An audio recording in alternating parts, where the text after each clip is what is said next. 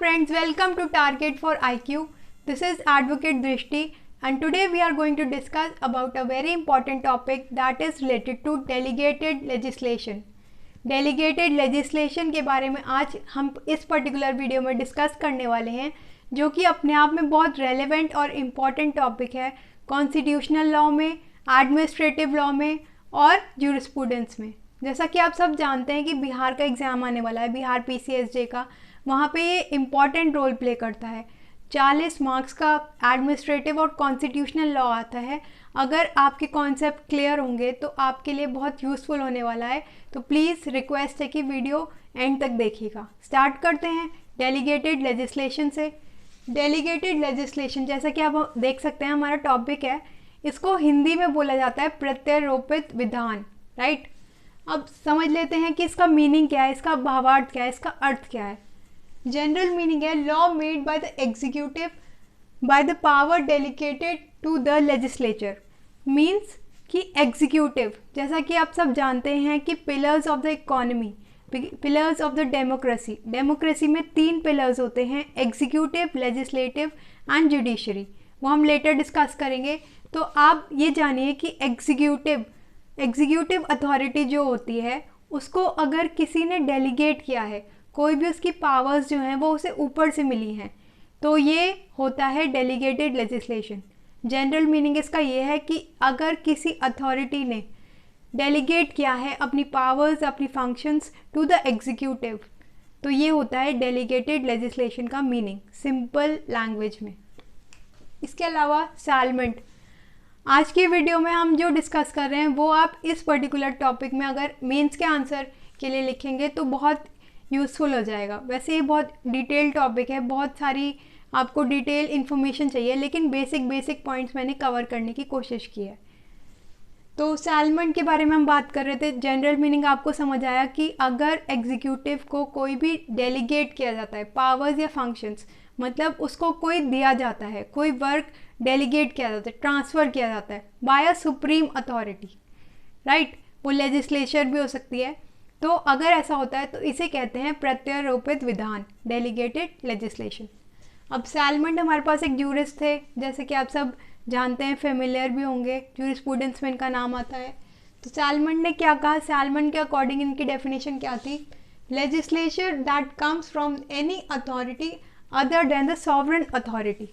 कोई भी लेजिस्लेचर से अलग, legislature that comes from any authority, कोई भी लेजिस्लेचर अगर कोई अथॉरिटी देता है एग्जीक्यूटिव को, राइट। एग्जीक्यूटिव एक पिलर ऑफ द इकोनॉमी होता है। अगर लेजिस्लेचर, विधान, कोई एग्जीक्यूटिव बॉडी को कोई भी फंक्शंस ट्रांसफ़र करता है लेकिन वो सॉवरेन अथॉरिटी ने ना किया हो, वो होता है सैलमेंट के हिसाब से डेलीगेटेड लेजिस्लेशन, राइट। इसके अलावा हम इसका एक मैक्सिम कर लेते हैं। मेंस के एग्ज़ाम में एंड नंबर ऑफ टाइम्स, ये इतना इम्पॉर्टेंट टॉपिक है, एंड नंबर ऑफ टाइम्स ये मैक्सिम पूछा जाता है और आप लोग कंफ्यूज हो जाते हैं। तो अगर आप इस मैक्सिम को समझेंगे तो आपको एक पूरा टॉपिक क्लियर होने वाला है, आई गारंटी दिस। डेलीगेशन नॉन पोटेस्ट डेलीगेट, ये एक लैटिन मैक्सिम है जिसका मतलब बहुत सिंपल होता है। एग्जाम्पल से समझते हैं। इसका मीनिंग होता है कि हमेशा किसी भी कॉन्ट्रैक्ट में 2 लोग होते हैं, प्रिंसिपल और एजेंट, मतलब मास्टर और उसका सर्वेंट। तो अगर कोई भी प्रिंसिपल मतलब मास्टर अपने सर्वेंट को, अपने एजेंट को कोई भी फंक्शंस डेलीगेट करता है, कोई भी फंक्शंस प्रदान करता है, तो ये हो जाता है डेलीगेटेड लेजिस्लेशन। वहीं दूसरे हाथ पर सबऑर्डिनेशन मतलब sub delegation is not allowed. अगर without the consent of the principal है तब तो बिल्कुल भी नहीं, तो कंसेंट लेनी पड़ेगी अगर सब डेलीगेशन करना है। मतलब एजेंट को अगर ट्रांसफ़र करना है किसी अपने सब एजेंट को, तो परमिशन के बिना नहीं कर सकते। तो एक अथॉरिटी के पास जो पावर थी उसने डेलीगेट की अपनी पावर सबऑर्डिनेट अथॉरिटी को, इसी को बोलते हैं डेलीगेटेड लेजिस्लेशन, राइट। अब हम समझ लेते हैं इसका स्कोप, मीनिंग हमने समझा, फिर इसका मैक्सिम समझा। अब हम इसका स्कोप समझ लेते हैं, कहाँ पर इसकी नीड, कहाँ पर इसकी ज़रूरत होगी, वो हम इससे समझते हैं।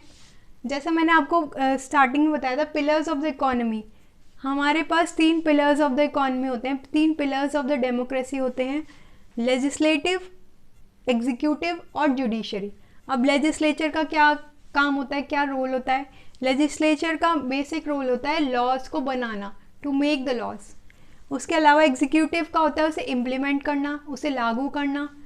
और जुडिशरी का होता है उसकी कॉन्स्टिट्यूशनैलिटी, उसकी वैलिडिटी को चैलेंज करना, मतलब कि सब कुछ सही गाइडलाइंस के अनुसार होना चाहिए। और जहाँ पर भी कुछ गड़बड़ दिखती है तो जुडिशरी कैन इंटरवीन और वो उसे चेक कर सकती है। तो एज अ सुपरवाइजरी अथॉरिटी की तरह ये वर्क करती हैं। तो ये हमारे 3 पिलर्स ऑफ द डेमोक्रेसी हुए। अब हम इसे एग्जाम्पल के थ्रू समझ लेते हैं।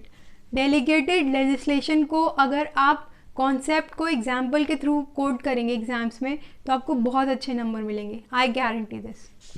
तो एग्जाम्पल समझ लेते हैं, जैसे एडवोकेट एक्ट 1961, कोई भी स्टैट्यूट होता है तो वो हमेशा लेजिस्लेचर का बनाया होता है। तो यहाँ पर हमारे पास एडवोकेट एक्ट 1961 है, तो ये लेजिस्लेटिव अथॉरिटी हो गई। अब इसके नीचे गवर्नमेंट बॉडीज़ आती हैं। अब गवर्नमेंट बॉडीज़ कौन हुई? जैसे कि बार काउंसिल ऑफ इंडिया, ये गवर्नमेंट अथॉरिटी है। गवर्नमेंट अथॉरिटी है मीन्स एग्जीक्यूटिव। तो लेजिस्लेचर ने अपना वर्क जो है वो डेलीगेट कर दिया एग्जीक्यूटिव को to perform the functions for the smooth functioning of the economy, right.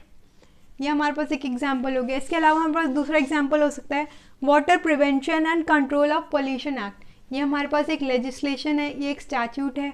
अब इसे कोई भी परफॉर्म करवा सकता है, सेंट्रल गवर्नमेंट भी और स्टेट गवर्नमेंट भी, केंद्रीय सरकार भी और राज्य सरकार भी। तो ये दोनों हमारी हो गई government bodies, that is executive.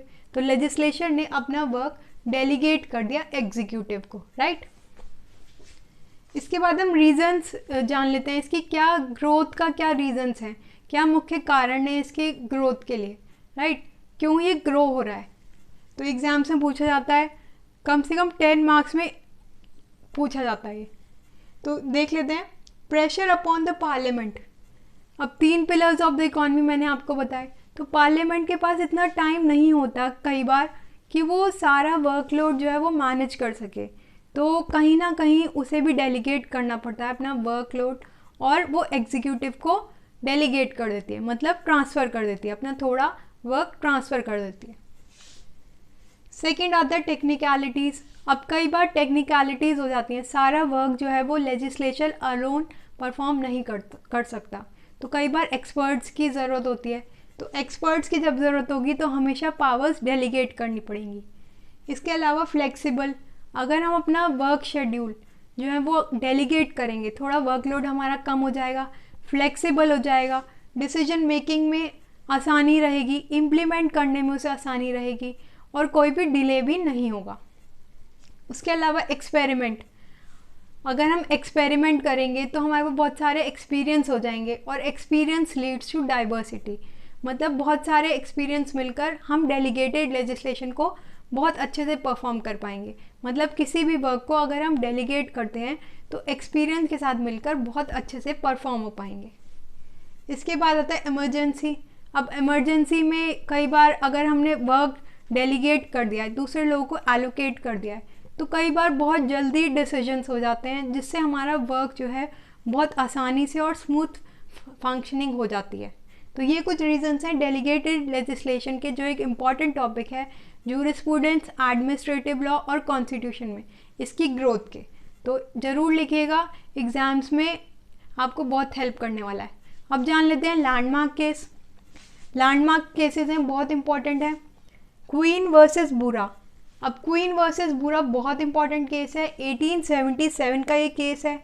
इसमें बेसिकली बोला गया था, गवर्नर की पावर को एक्सटेंड किया गया था।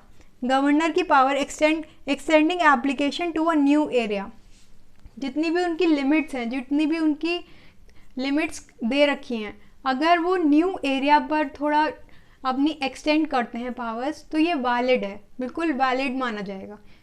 कोर्ट ने यही हेल्ड किया। इसके अलावा री दिल्ली लॉज एक्ट 1951, ये बहुत इंपॉर्टेंट केस है, बाइबल ऑफ एडमिनिस्ट्रेटिव लॉ बोला जाता है इसे, फॉर द डेलीगेटेड लेजिस्लेशन। इसे याद रखिएगा, वेरी वेरी इंपॉर्टेंट। ये 7 जजेस का केस है, बहुत इंपॉर्टेंट है।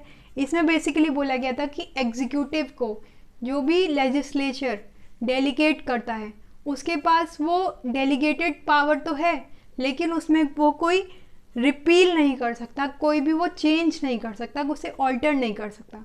जितनी भी शक्तियाँ आपको प्रदान की गई हैं, आप उनका मिसयूज़ ना करें, उनको रिपील ना करें, उनको एब्रोगेट ना करें। जितनी भी आपको फंक्शंस दिए गए हैं उतना तक ही आप यूटिलाइज़ करें उसे, और smooth functioning of the economy में हेल्प करें।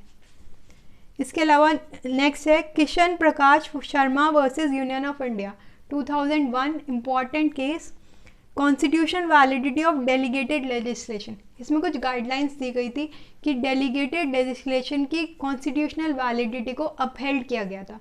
इसमें बेसिकली बोला गया था कि 3 पिलर्स ऑफ डेमोक्रेसी, जो ये 3 पिलर्स ऑफ डेमोक्रेसी मैंने आपको बताया, लेजिस्लेटिव, एग्जीक्यूटिव और जुडिशरी, तो ये 3 पिलर्स का वर्क है कि वो डेलीगेट कर सकते हैं, लेकिन ऐसा नहीं है कि अपनी पूरी पावर्स उन्होंने दूसरे पिलर ऑफ द इकोनॉमी को या पिलर ऑफ द डेमोक्रेसी को एब्डिकेट कर दी, मतलब complete transfer is not allowed. तो यही कहा गया बेसिकली इस वाले केस में, Kishan Prakash Sharma versus union of India. तो मैंने ये कंप्लीट किया टॉपिक, जो आपके मेंस के आंसर के लिए बहुत रेलेवेंट होने वाला है। इससे ज़्यादा अगर आप लिखेंगे तो आपका टाइम ही वेस्ट होगा, और इतना टाइम भी नहीं होता। तो टू द पॉइंट अगर आप लिखेंगे तो एग्ज़ाम्स में बहुत हेल्पफुल होने वाला है। ये एक इम्पॉर्टेंट टॉपिक है और मेंस में ज़रूर पूछा जाता है। तो इतना आप लिख देंगे, आई गारंटी आपको फुल मार्क्स मिलेंगे। तो बताइएगा आपको ये वीडियो कैसा लगा। आई एडवोकेट दृष्टि एंड दिस वीडियो।